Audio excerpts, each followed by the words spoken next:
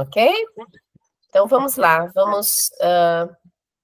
Alguém gostaria de fazer a oração inicial? Eu faço. Obrigada, Rafa. Senhor Jesus, Pai maravilhoso, obrigado pela oportunidade de estarmos aqui reunidos, estudando o Teu Evangelho, tentando nos melhorar em espírito, Senhor. Deus, obrigada pela consciência de que a vida é eterna. Obrigada pela sua bondade, não desistir da gente. Que essa noite possamos absorver tudo o que é necessário e entender os teus ensinamentos. Que assim seja. Sim. Uhum. Então, na semana passada, nós paramos no meio do... Deixa eu fazer um share aqui para vocês, né? Então, nós paramos no meio do capítulo, né? Porque acho que o capítulo era mais longo e a gente não tinha mais tempo, né? Mas pelo que eu dei uma relida aqui rapidinho, né? A gente estava... O irmão Gotuso, né? Ele estava descrevendo a história dele, né? O sofrimento dele, em ver que depois ele tinha uma vida muito feliz na Terra, com a família, uma situação financeira muito boa, e depois que ele desencarnou, um primo dele, que ele sabia que invejava muito a situação dele, se aproximou da viúva dele e casou com ela. E ele estava dizendo que 10 anos já se passaram e ele não consegue perdoar. A mágoa dele ainda é viva, como se fosse a primeira vez. O casal já teve mais 2 filhos, né? E quando ele voltou à Terra e ele viu a situação, porque esse primo se casou e assumiu os negócios da família e começou a influenciar os filhos dele a fazer negócios assim errados, né? Conduzir os negócios da família de maneira errada. Os filhos mais velhos, né? E teve mais 2 filhinhos com ela e ela não estava muito feliz. Um dia ele disse que ela estava perto do berço, admirando, olhando para o pequeno, para o último filho que havia nascido, e ele chegou perto dela, se jogou no chão, chorou muito, né? E implorando para que ela o notasse e tal, e ela só sentiu... Hã? Oi? Ela sentiu-se mal, pensou muito forte nele, e aí chamou o atual marido, que era o primo, né? Ele, ao ver o atual marido entrando para socorrê-la, ele ficou com mais ódio ainda. Então, aí o André Luiz contou para ele, né? Contou para ele a própria história, né? Que aconteceu com ele quando ele retornou à Terra e viu também que a esposa havia se casado novamente, né? Foi solidário, né? E falou para ele, né? Você se circunscreve ao trabalho de assistência aos enfermos no setor das tarefas que são atribuídas, né? E aí ele disse que ele tem outros campos de atividades, como está aqui, né? E aí o André Luiz perguntou se ele já tinha cooperado em tarefas encarcionistas, né? E contou para ele sobre a experiência do Segismundo, que reencarnou com a ajuda de muitos amigos espirituais, né? E aí ele ele conversou mais com o André Luiz sobre isso, né? E os dois estavam conversando, e o André Luiz explicando algumas coisas para ele, né? E interrompeu as considerações e fez curta pausa para acrescentar em seguida: repare que a diversidade entre as suas informações e as minhas é efetivamente considerável. Então, ele estava dizendo que as informações são diferentes, né? Que as histórias são diferentes, tal, né? E aí o Gotuso, ele disse para o Gotuso: mas você é experiente, né? Desse modo, quanto aos problemas de resgate espiritual, quem guarda a mágoa do lar que se foi, como pode pastorear-se no desalento e deter tamanha possibilidade de libertação, né? Impedir o progresso dele mesmo por causa dessa mágoa? E aí o companheiro fixou em mim os olhos inteligentes e lúcidos, né? E ele respondeu, né? Não se preocupe, em vista das extremas dificuldades para dominar-me, estuda atualmente a probabilidade de incorporação no ambiente doméstico, enfrentando a situação difícil com a devida bênção do esquecimento provisório na carne, a fim de reconstruir o amor em bases mais sólidas junto àqueles que não tenham compreendido tanto quanto deveria. Então, ele está se preparando para retornar na mesma família, né? Só que, obviamente, com o véu do esquecimento. Acho que agora, como a gente parou nesse parágrafo e ia começar nesse instante, então a gente começa a ler daqui. Alguém gostaria de ler? Eu posso ler. Então tá, Val, por favor. Tá. Nesse instante, certa enfermeira assomou à porta de entrada, pedindo licença para interromper-nos, e notificou que a turma de sentinelas, em tratamento mental, esperava no salão contíguo. Esclareceu Gotuso que seguiria imediatamente. Novamente, a sós, explicou-me sorrindo. Na esfera carnal, na qualidade de médicos, nossas obrigações resumiam-se ao exame detido das enfermidades, com indicação clínica ou intervenção cirúrgica, e ao fornecimento de diagnósticos técnicos que outros colegas confirmavam, quase sempre por espírito de solidariedade dentro da classe. Mas aqui, a paisagem modifica-se. Cabe-me usar a língua como estilete criador de vida nova. A casa está repleta de cooperadores que trabalham, servindo-lhe ao programa de socorro e se submetem aos nossos cuidados de orientação médica, simultaneamente.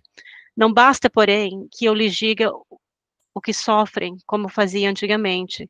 Devo funcionar, acima de tudo, como professor de higiene mental, auxiliando-os na germinação e desenvolvimento de ideias reformadoras e construtivas que lhes elevem o padrão de vida íntima.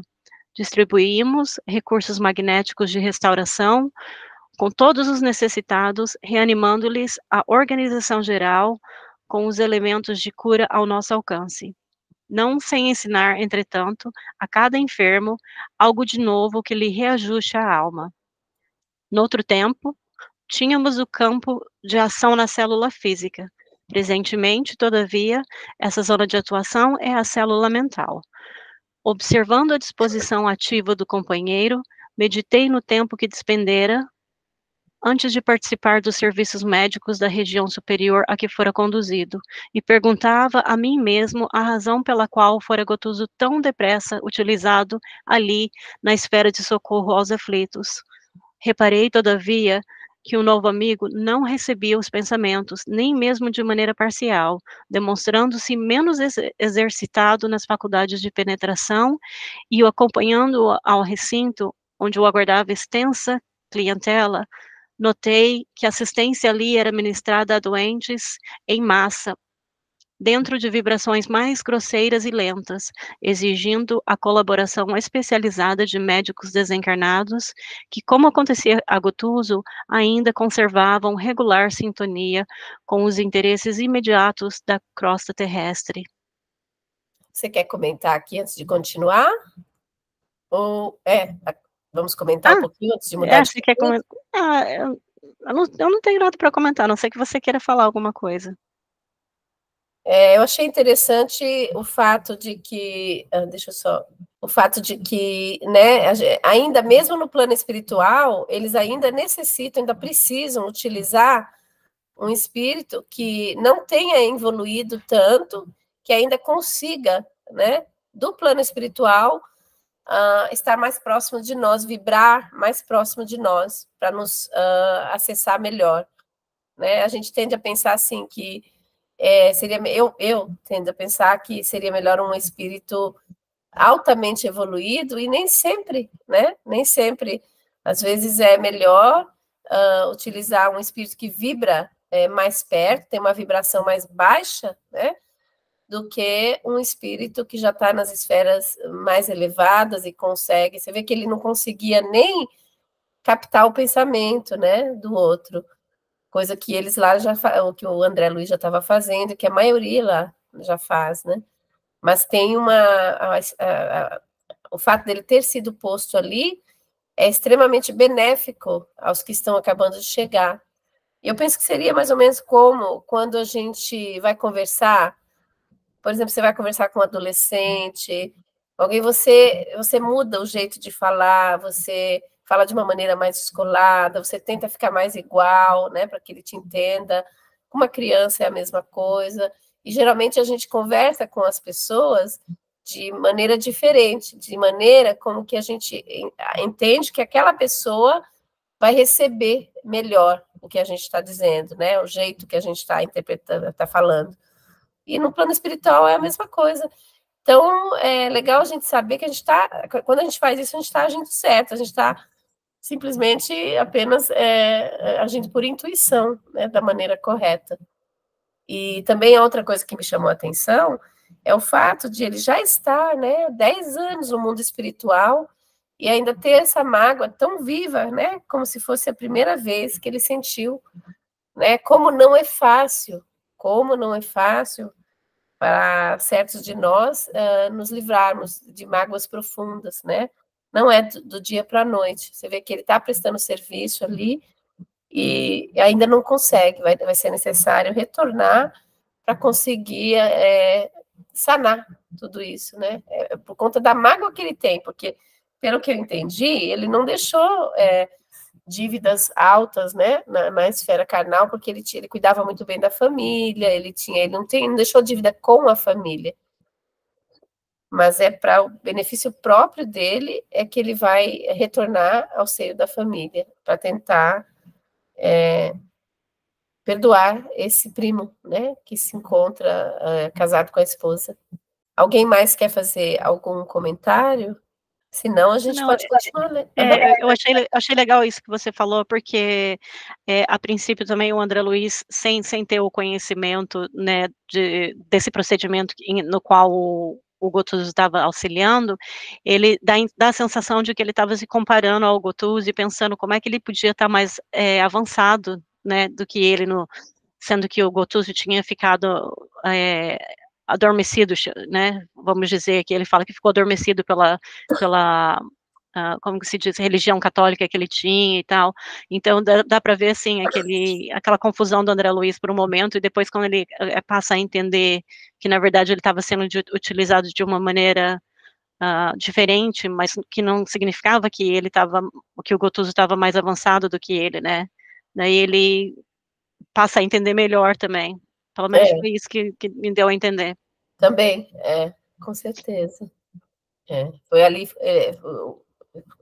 esclareceu para o André Luiz também. Isso. Né? Uhum. Alguém gostaria de continuar lendo? Val, alguém mais quer ler? Se ninguém quiser ler, eu posso ler, não me importa. Bom, vamos lá? Vamos. Capítulo 6. Dentro da noite. Uhum. A diferença de atmosfera entre o dia e a noite, na casa transitória de Fabiano, era quase imperceptível. Não conseguiria estabelecer comparações apreciáveis, mesmo porque, durante todo o tempo de nossa permanência no Instituto, estiveram acesas luzes artificiais. Denso nevoeiro abafava a paisagem sob o céu de chumbo e, ao que fui informado, grandes aparelhos destinados à fabricação de ar puro funcionavam incessantemente na casa, renovando o ambiente geral. Víamos o sol, profundamente diferenciado em pleno crepúsculo. Semelhava-se a um disco de ouro velho, sem qualquer irradiação, a perder-se num oceano de fumo indefinível. Cotejando a situação com os quadros primaveris da crosta planetária, os ocasos de esfera carnal parecem verdadeiras decorações do paraíso. Permanecíamos em região onde a matéria obedecia a outras leis, interpenetrada de princípios mentais extremamente viciados. Congregavam-se aí longos precipícios infernais e vastíssimas zonas de purgatório das almas culpadas e arrependidas. Na verdade, muitas vezes viajara entre a nossa colônia feliz e o plano crustal do planeta, atravessando lugares semelhantes, mas nunca me demorara tanto em círculo desagradável e escuro como esse. A ausência de vegetação, aliada à neblina pesada e sufocante, infundia profunda sensação de deserto e tristeza.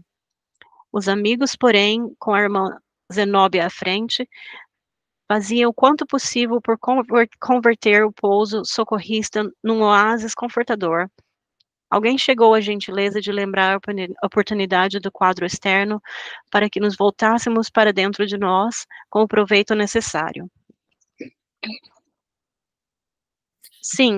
Deixa eu só fazer um comentário. Você vê, quando externamente, né, tá tudo caótico, tudo bagunçado, pesado, né? Então, a solução é voltar-se para dentro de si, né? Já que ao redor não tá tudo, nada tá colaborando para o bem-estar, então a gente volta para dentro de si, e aí é quando a gente ora, quando a gente medita, né? E eles fazem isso lá também, olha só que interessante, é a oportunidade de, né, voltarmos para dentro de nós. Pode continuar. Sim, assentiu o assistente Jerônimo, num abrigo de pronto-socorro espiritual. É conveniente que não haja facilidade para distrações prejudiciais aos nossos deveres. Estampou o riso franco nos lábios e acentuou. Por isso mesmo, quando na crosta terrestre, nunca tivemos descrições de infernos floridos ou de purgatórios sob árvores acolhedoras. Nesse ponto, os escritores teológicos foram exatos e coerentes. Aos culpados e renitentes confessos não convém a fuga mental. Em favor deles próprios, é mais razoável sejam mantidos em regiões desprovidas de encanto, a fim de permanecerem a sós com as criações mentais inferiores a que se ligaram intensivamente. A conversação, rica de particularidades interessantes, compensava a aspereza exterior, valorizando o tempo acerca do qual não se conseguia fazer nenhum cálculo, a não ser pela observação dos cronômetros que eram aí aparelhos preciosos e indispensáveis. Ao soar das 19 horas, orientados pela administradora da casa, preparamo-nos para a pequena jornada ao abismo. Convocou Zenóbia 20 cooperadores para as tarefas de colaboração eventual e imediata, 3 mulheres e 17 homens, que à primeira vista não pareciam pessoas de cultura e sensibilidade extremamente apuradas, mas que mostravam no olhar sereno e firme, boa vontade, dedicação leal e caráter resoluto no espírito do serviço.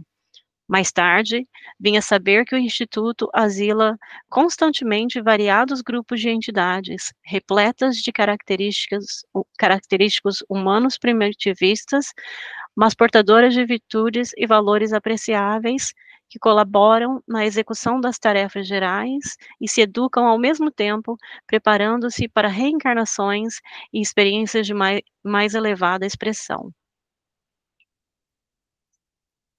Dirigindo-se ao subalterno que recebera atribuições de subchefia, indagou Zenóbia serena. Ananias, temos o material de serviço devidamente arregimentado? Não devemos esquecer principalmente as faixas de socorro, as redes de defesa e os lança-choques. Meu Deus. Tudo pronto, respondeu satisfeito o colaborador. Voltou-se em seguida para o nosso orientador e disse, bem-humorada: Irmão Jerônimo, convirá, desse modo, iniciar a marcha. E, detendo-se ao nosso lado, acrescentou: de antemão, rogo desculpas a todos se lhes tomar tempo para atendermos ao desventurado irmão a que me referi, satisfazendo a interesse que me é particular. A clarividência de Luciana e a oração de todos os amigos, porém, constituirão fatores decisivos em benefício da renovação dele, a fim de que aceite as providências redentoras do futuro. É serviço que prestarão a mim própria, pelo qual serei devedora reconhecida. Ligeiro véu de melancolia inexplicável toldou-lhe repentinamente o olhar, mas, cobrando ânimo novo, considerou. Além disso, o padre Hipólito endereçará apelos cristãos aos infelizes que choram na zona abismal. O fogo purificador passará amanhã e poderemos ministrar-lhes aviso edificante. O ex-sacerdote comentou confortado. A cooperação será para nós um prazer. Dirigindo-se, então, a grande número de companheiros e subordinados de serviço, a irmã Zenóbia consolidou a atenção de todos para o desempenho do mapa de trabalho que havia planejado para tão significativa noite. A casa deveria permanecer atenta à contribuição que receberia dos institutos congêneres no dia imediato pela manhã. Alguns servidores seguiram para a crosta, prestando apoio à expedição Fabrino, em alguns casos difíceis de reencarnação compulsória. Certos departamentos abrir-se-iam à visitação dos encarnados parcialmente libertos da crosta, em momentos de sono físico, para receberem benefícios magnéticos de conformidade com as solicitações autorizadas. Determinadas dependências seriam preparadas devidamente para a eventual recepção de missionários do bem, procedente das esferas elevadas. Organizar-se-iam leitos para alguns desencarnados prestes a serem trazidos, segundo notificação anteriormente recebida. 2 enfermeiras, orientadoras de colônias espirituais para regeneração,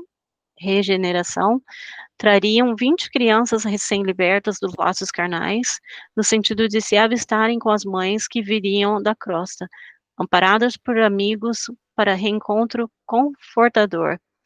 Em caráter temporário, variadas delegações de trabalho espiritual, junto a instituições piedosas, encontrar-se-iam no abrigo para combinar providências.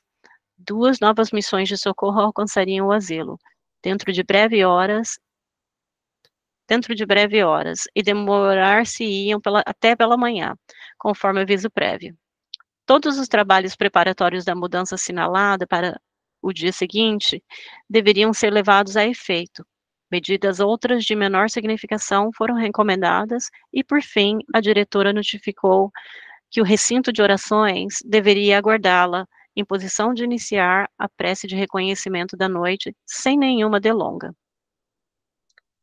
Eu não conseguia disfarçar a surpresa, examinando semelhante quadro de obrigações, porque, segundo o cálculo efetuado momentos antes, a irmã Zenóbia estaria ausente apenas 4 horas. Ultimando providências, acenou para nós, convidando-nos a acompanhá-la. Ao transpormos o limiar, explicou-nos cuidadosa: convém manter apagado, no trajeto, todo o material luminoso. E, fitando-nos resoluta, informou: quanto a nós, sigamos silenciosos a pé. Não será razoável utilizar a volitação em distância tão curta, mas justo assemelharmos-nos aos pobres que habitam estes sítios, perante os quais, enquanto perdure a pequena caminhada, deveremos guardar a maior quietude. Qualquer desatenção prejudicar-nos-á o objetivo. Decorridos alguns instantes, atravessávamos as barreiras magnéticas de defesa e punhamo-nos a caminho. Noutras circunstâncias, e noutro tempo, não conseguiria eu dominar o pavor que nos infundia a paisagem escura e misteriosa à nossa frente. Vagavam no espaço estranhos sons, ouvia perfeitamente gritos de seres selvagens e, em meio deles, dolorosos gemidos humanos, emitidos talvez a imensa distância. Aves de monstruosa configuração, mais negras do que a noite, de longe em longe se afastavam de nosso caminho, assustadiças. E, embora a sombra espessa, observava alguma coisa da infinita desolação ambiente. Após alguns minutos de marcha, surgiu-nos a lua como bola sangrenta, através do nevoeiro, espalhando escassos raios de luz. Poderíamos identificar agora certas particularidades do terreno áspero. A irmã Zenóbia colocara diante de nós adestrado auxiliar especialista na travessia daquelas sendas estreitas e, conforme recomendação inicial, guardávamos rigoroso silêncio, em fila móvel, ganhando a estrada hostil. Atingimos zona pantanosa em que sobressaía rasteira vegetação. Ervas mirradas e arbustos tristes assomavam indistintamente do solo. Fundamente espantado, porém, Ao ladear imenso charco, ouvi soluços próximos. Guardava a nítida impressão de que as vozes procediam de pessoas atoladas em repelentes substâncias, tais as emoções desagradáveis que pairavam no ar. Oh, que forças nos defrontavam ali!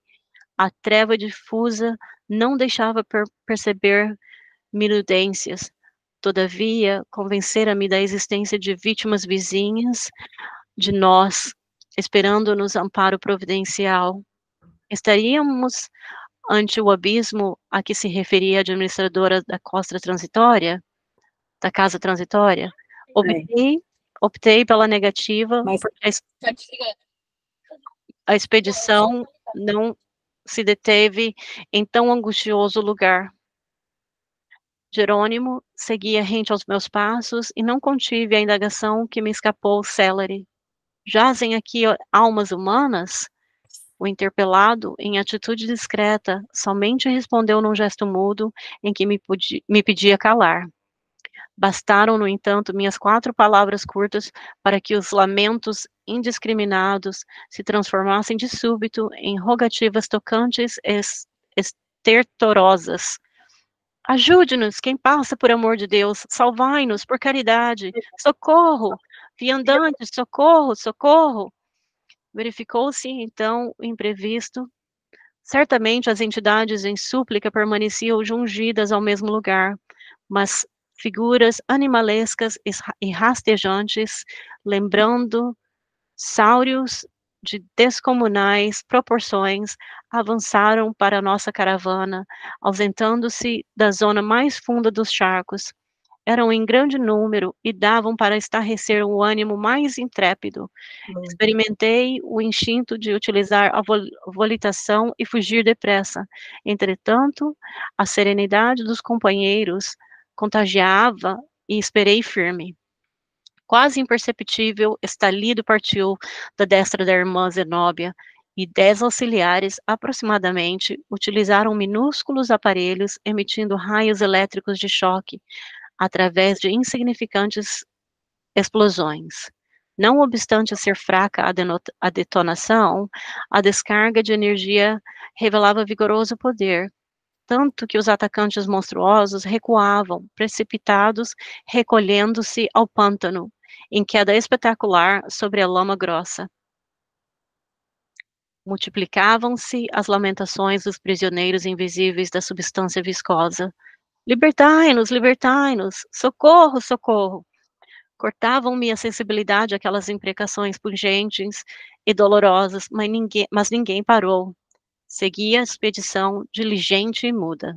Compreendi que estavam em jogo maiores interesses de trabalho e não insisti. Minha posição era do subalterno chamado a cooperar. Mais alguns minutos e havíamos varado a região dos charcos.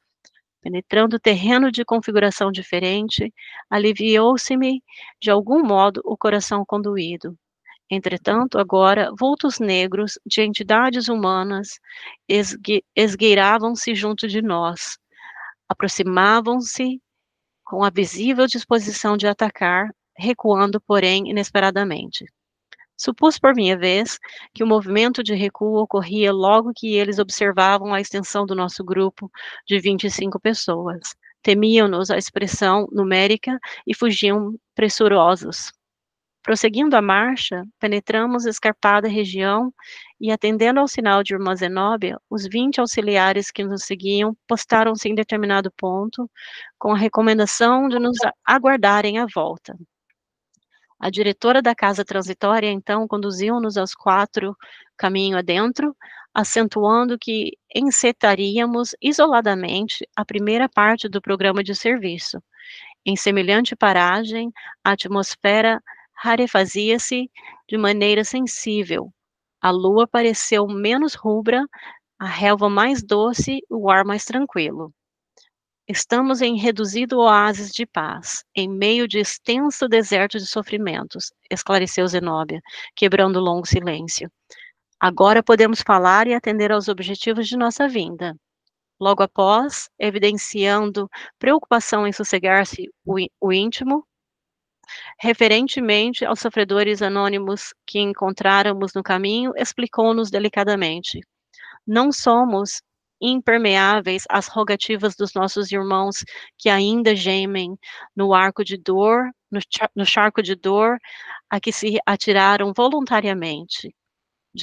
Dilaceraram-nos o espírito as imprecações dos infelizes. No entanto, a casa transitória de Fabiano tem-lhes prestado o socorro possível, ajuda essa que até hoje vem sendo repelida pelos nossos irmãos infortunados. Debalde libertamo-nos periodicamente dos monstros que os escravizam, organizando-lhes refúgio salutar. Fogem de nossa influenciação retificadora e tornam espontaneamente ao charco. É imprescindível que o sofrimento lhes solidifique a vontade para as abençoadas lutas do porvir. Estabelecida a ressalva, que percebi especialmente formulada de modo indireto para mim, Zenóbia continuou bastante emocionada. Compete-me agora alguns esclarecimentos. Neste instante, deve esperar-nos, na orla do abismo, o irmão a que aludi, devotado amigo para mim, noutro tempo, e pelo qual devo trabalhar, na atualidade, através de todos os recursos legítimos ao meu alcance. Infelizmente, o pobrezinho mantém-se em padrão vibratório dos mais inferiores. Creio precisas estas explicações preliminares, facilitando-lhes a obsequiosa colaboração dessa noite. Muitas vezes, a surpresa dolorosa compele-nos à solução de continuidade no serviço a fazer. Daí, minha preocupação justa em prestar-lhes os informes devidos. Trata-se do padre Domênico, entidade a quem muito devo. Foi ele clérigo menos feliz, incapaz de manter-se fiel ao Senhor até o fim de seus dias. Iniciou-se nas lutas humanas, tocado de sublimes esperanças, na primeira mocidade, entretanto, porque os desígnios do Pai eram diversos dos caprichos que alimentavam no coração de homem apaixonado e voluntarioso, em breve caía em despenhadeiros que lhe valem os amargorosos padecimentos, depois o túmulo. Aproveitou-se das casas consagradas à fé viva para concretizar propósitos menos dignos, conspurcando a paz de corações sensíveis e amorosos. Recebeu todas as advertências e avisos salutares, tendentes a modificar-lhe a conduta criminosa e desvairada. Todavia, internou-se fundamente no lamaçal escuro dos erros voluntários, desprezando toda espécie de assistência salvadora. Colaborei durante anos consecutivos nos serviços de orientação que lhe eram ministrados, mas pela expressão intensa de fragilidade humana que ainda conservava em minha alma, abandonei-o, também à própria sorte, absorvida por sentimentos de horror. Minha deliberação estabeleceu comprida pausa de tempo em nossas relações diretas. Mais de 40 anos rolaram entre nós. De tempos a esta parte, porém, seus sofrimentos acentuaram-se de maneira terrível, obrigando-me a mobilizar minhas humildes possibilidades em seu favor. Desencarnado desde muito, voltou da crosta em angustiosas circunstâncias. Ocasionou desastres morais de reparação muito difícil e ainda permanece insensível às nossas exortações de amor e paz, conservando-se em posição psíquica negativa. Precipitou-se em temível aridez do coração, envolvendo-se em forças que o aniquilam e entorpecem cada vez mais. Para que males maiores não lhe ocorram, fui, a meu pedido, autorizada a incluí-lo entre os tutelados externos de nossa instituição. Consegui desse modo que alguns de nossos cooperadores lhe atenuassem o movimento fácil, sem que pudesse ele dar conta de nossas operações fluídico-magnéticas nesse sentido. Tem sofrido muito, no entanto, apesar da prostração, ainda não modificou a mente. mantendo-se em pesadas trevas interiores e subtraindo-se sistematicamente a qualquer esforço de autoexame que lhe facilitaria, sem dúvida, algum repouso espiritual. Além desse alívio, que lhe é sumamente indispensável, o padre Domênico necessita regressar à experiência construtiva na crosta planetária, recapitulando o pretérito em serviço expiatório. Entretanto, a situação mental em que se demora a criar-lhe empecilhos de vulto, dificultando-nos a ação intercessória, urge, porém, que regresse à reencarnação. Amigos nossos, devotados e solícitos, amparam-me o pedido em benefício dele, e Domênico voltará a unir-se como filho sofredor de uma de suas vítimas de outro tempo. Vítima e verdugo porque, num gesto de vingança cruel, o ofendido eliminou o ofensor com a morte. Para reintegrar-se nas correntes carnais, preciosas e purificadoras, deve o infortunado adquirir pelo menos a virtude de resignação, de modo a não aniquilar o organismo daquela que, desempenhando sublime tarefa de mãe, lhe conferirá carinhosamente a nova personalidade. Para a obtenção desse resultado, é imprescindível que melhore interiormente. Se conseguirmos que um raio de luz lhe penetre o íntimo, se possibilitarmos a eclosão de algumas lágrimas que lhe desabafem o coração, dilatando-lhe o entendimento, experimentará novas percepções visuais e provavelmente conseguirá enxergar aquela que lhe foi desvelada genitora na derradeira romagem dos círculos carnais. Conseguida essa providência, creio será ele conduzido facilmente à indispensável conformação e às medidas iniciais de recapitulação terrestre. Continua? Quer comentar? Antes de continuar? Meu Deus, nós lemos tanto, nem sei onde começar.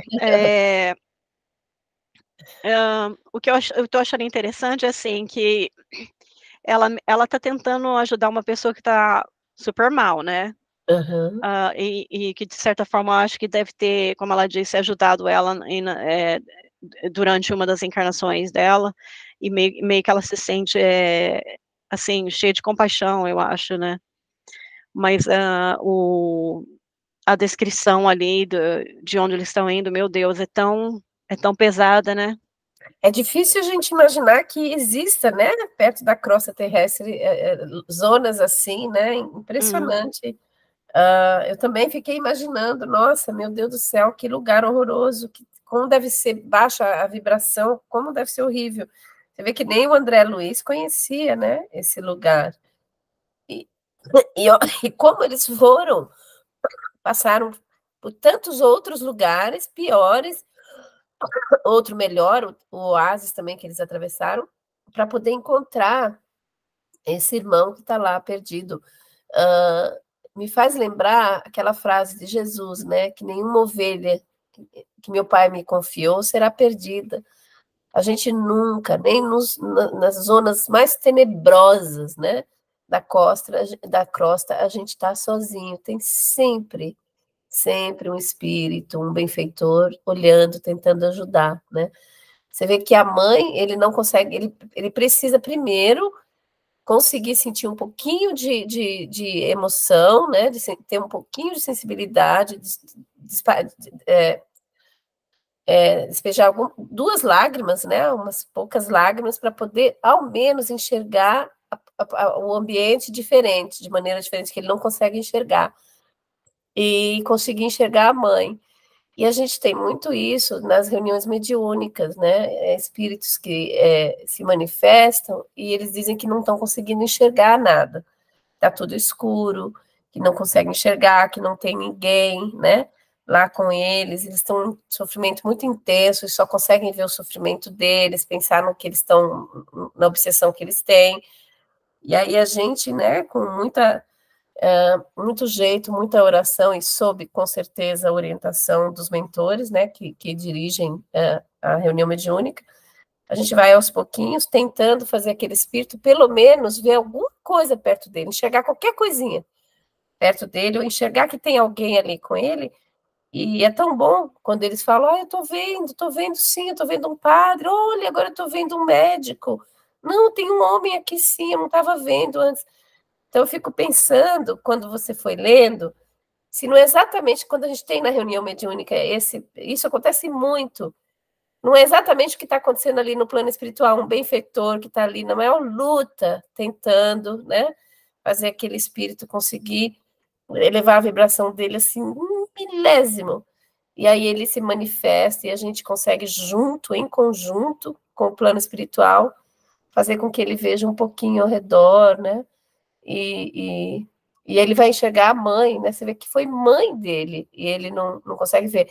E outra coisa, eles também têm que prepará-lo, elevar a vibração dele para que ele não prejudique o organismo da mãe, né? Que vai recebê-lo.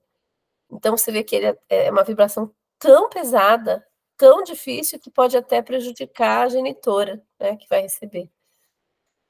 E é triste demais, né, a gente saber que isso realmente é real e existem tantos nessa situação, e a gente pensa, será que nós não seremos um desses? Né? A gente tem as nossas mágoas, a gente tem os nossos sentimentos, né, as nossas... Ninguém tá livre, né, garantido nada, não. Como diz o Haroldo Dutra, no plano espiritual não tem verniz, né, a alma se encontra da maneira tal qual ela é, né? Sem nenhum verniz, e ela vai para onde tem a vibração dentro dela. Mas me comove o fato da gente não estar só, da gente nunca estar só, nem nas esferas mais tenebrosas da crosta. E a dedicação, né, também desses espíritos que estão lá para ajudar. Se sujeitarem a passar por tanta coisa, assim, para poder resgatar uma pessoa, às vezes, e nem conseguir resgatar sempre, né? Alguém mais gostaria de fazer um comentário? Eu acho interessante também que a razão por que, eu não sei, isso é o que eu penso, que existem tantas coisas tão deformadas e tenebrosas no mundo espiritual, é porque quem cria quem faz essas transformações não é Deus. Essas transformações, elas são feitas pelos próprios espíritos coagindo com o ambiente. E esse espírito em desequilíbrio, ele vive o resultado das suas vibrações mentais. E a única forma de fazer ele coabitar novamente com a harmonia de Deus é reencarnando. E essa genitora, essa mãe que recebe um espírito com esse tipo de vibração, ela também já deve ter desequilibrado esse espírito no passado, para ter a abertura, ter o canal de reencarnação. Ou ela é um espírito de muito amor abnegado, para abraçar o que quer que seja e falar, não, eu vou ser sua mãe, você vai sarar e você vai ser bom. Que responsabilidade, né, de uma mãe, de um Exato. espírito, né, que se propõe a receber. Imagina o peso, né? Exato. Que tarefa difícil também, né? Exato. Mas só o amor de uma mãe também é capaz, né, de aceitar, né, recebê-lo. Exato. É impressionante como Deus faz essas criaturas, né? E nós estamos assim, elas não são raras, esse tipo de alma que aceitam que as crianças e os filhos vêm e elas sofrem. Meu filho viciado em droga, o meu filho criminoso, o meu filho assassino, e elas não desistem, continuam, vão lá na cadeia, visitam, tem dó, É impressionante a bondade de Deus, né? Ele fez se manifesta através das mães, né? Exato, ele fez essas almas tão abnegadas, tão divinas, e elas estão aí perambulando entre a gente que às vezes nem sabe, nem vê. A misericórdia divina é muito grande, né, para conosco. Exato. Eu não sei se falta muito, vamos continuar um pouquinho mais? Só um pouquinho? Pode ser onde que eu parei, eu nem sei mais. Estava Foi, prestando atenção na conversa da... você parou na parte onde diz recapitulação terrestre, né? Tá, Conseguida essa providência, isso, creio, será ele conduzido facilmente à indispensável conformação às medidas iniciais de recapitulação terrestre. Aí você continua. Estabeleceu-se natural intervalo nas considerações de Zenóbia. Nenhum de nós ousou formular qualquer interrogativa. Ela, porém, prosseguiu humilde. Desde alguns dias, ouve-nos Domênico a voz, tal como o cego que não consegue ver. Não posso identificar-me perante ele, a fim de não lhe prejudicar o trabalho de redenção, mas espero que, nesta noite, muito possamos fazer em seu favor com os valores da prece, aguardando ainda que os informes detalhados e instrutivos a serem prestados pela clarividência de Luciana lhe possam elevar o tônus vibratório e, ocorrendo isso, como espero, e Nosso Senhor, chamarei mentalmente a nossa irmã Ernestina, que lhe foi mãe dedicada e compassiva, com o fim de o recolher e conduzir a crosta para as providências cabíveis. Estou convencida de que, podendo ver a genitora, Domênico transformará. Ai, Jesus, estou confusa. Em breves dias, preparando-se para a reencarnação próxima com o valor desejado. Indicando determinado ponto da paisagem, informou: em vista do serviço a realizar, recomendei que 2 auxiliares o trouxessem ao local adequado, onde possamos orar livremente e auxiliá-lo com as nossas palavras, sem interferências estranhas. Em seguida, rogou comovidamente: e agora que iniciaremos o trabalho de tanta significação para a minha alma, insisto para que me perdoem o caráter pessoal da tarefa. É que a oportunidade de nos reunirmos 5 irmãos tão bem sintonizados não é bastante comum, e em vista da providência assinalada para amanhã, sinto que não devo adiá-la, porquanto a desintegração de resíduos inferiores pelo fogo etérico se faz acompanhar de muita renovação nesses sítios. Poderíamos, desse modo, Ernestina, Domênico e eu, perder sagrado ensejo de repetição problemática. Calou-se, de súbito, a orientadora, conservando-se na atitude de quem medita, em silêncio, de coração voltado para o Todo-Poderoso. Decorridos alguns momentos, prosseguiu acentuando: estejam certos de que serão meus credores para sempre. Tendo-se em conta a elevada posição da diretora da Casa Planetária, comovia-nos semelhante demonstração de humildade. Constrangidos, quase diante de um exemplo cristão, seguimos-la à pequena eminência do solo, vagamente iluminada, onde 2 companheiros velavam diante de alguém estendido em decúbito dorsal. A mentora benevolente dispensou ambos os auxiliares, recomendando-lhes integrar a comissão de serviço que se postara distante. Em seguida, Zenóbia aproximou-se maternalmente e, deixando-nos surpresos, sentou-se na erva rasteira, colocando a cabeça do infeliz no regaço carinhoso. Aquele homem, trajando o burel esfarrapado e negro, exibia horripilante fáceis. Não obstante a sombra, viam-se-lhe os traços fisionômicos que inspiravam compaixão.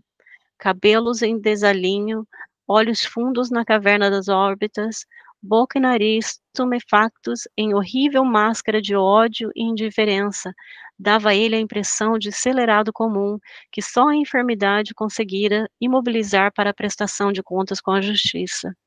Não acusou emoção alguma ao contato daquele colo amoroso e nem se apercebeu da nossa presença amiga. De olhar parado no espaço, num misto de desespero e zombaria, semelhava-se a uma estátua de insensibilidade, vestido de farrapos hediondos. Domênico, Domênico, clamou a irmã Zenóbia com ternura fraternal. Deveria o interpelado experimentar extrema dificuldade na audição, porque só depois de pronunciado seu nome diversas vezes, foi que, como alguém que registrasse sons de muito longe, exclamou irritadiço: Quem me chama? Quem me chama? Ó poderes orgulhosos que desconheço, deixai-me no inferno. Não atenderei a ninguém, não desejo o céu reservado a prediletos. Pertenço aos demônios do abismo, não me perturbem. Odeio, odiarei para sempre. Quem te chama? Considerou a diretora, delicada e afetuosamente, somos nós que desejamos o bem. O infeliz, entretanto, ao que observei, não se apercebeu da frase confortadora, porque continuou praguejando insensível. Vamos parar Malvados. por aqui? Vamos Tá, parar por aqui, e na semana que vem a gente continua do Malvados, pode ser. né? Já faltam 2 minutos e meio só.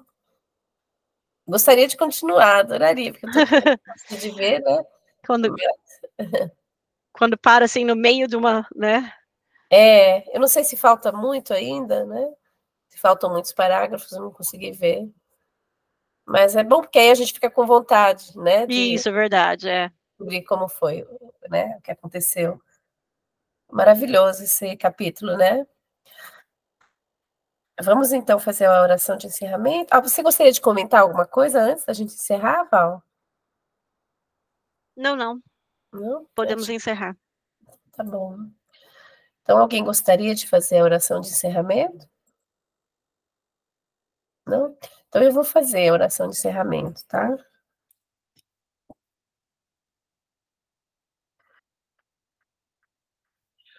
Mestre Divino, nosso guia e modelo, nosso irmão maior, Deus, nosso Pai. É com muita gratidão que chegamos ao final do estudo de hoje. Gratidão pela oportunidade que nos foi dada de aprendermos mais um pouquinho, né? E temos esses ensinamentos valiosos sobre o plano espiritual, que nós possamos tirar o máximo de aprendizado desses ensinamentos, desse capítulo, dessas passagens, para poder aplicarmos em nossas situações, em nossas vidas diárias, no decorrer do dia a dia. E quando estivermos também em dificuldade, durante a semana, na nossa vida material, e até mesmo na vida, né, no sentido espiritual da vida, nós possamos lembrar que nunca estamos sós, temos sempre, sempre a misericórdia divina nos amparar, um benfeitor espiritual disposto a nos ajudar, que nós possamos nos sintonizarmos com Ele, com a bondade divina que nos circunda e não nos abandona. Abençoa os nossos irmãos que não podem estar conosco hoje, Jesus, que eles recebam a tua luz e a tua paz e sejam envolvidos no amor divino onde quer que estejam. Abençoa os nossos lares, as nossas famílias, que cada um dentro dos nossos lares possam receber o amor divino, receber a tua paz, as tuas bênçãos, a tua luz, e que essa luz que brilha sobre os nossos lares também possa se expandir, iluminando os nossos vizinhos, os nossos irmãos à nossa volta, e assim contribuindo para a transformação da psicosfera do nosso planeta. Abençoa os povos, as autoridades que detêm o poder de decisão na Terra, que possam receber a tua luz para que tomem decisões acertadas. Que o amor de Deus se faça em nossos corações e mentes, nos 4 cantos do planeta. E assim agradecidos, pedimos a ti permissão para encerrarmos o estudo de hoje. Que assim seja.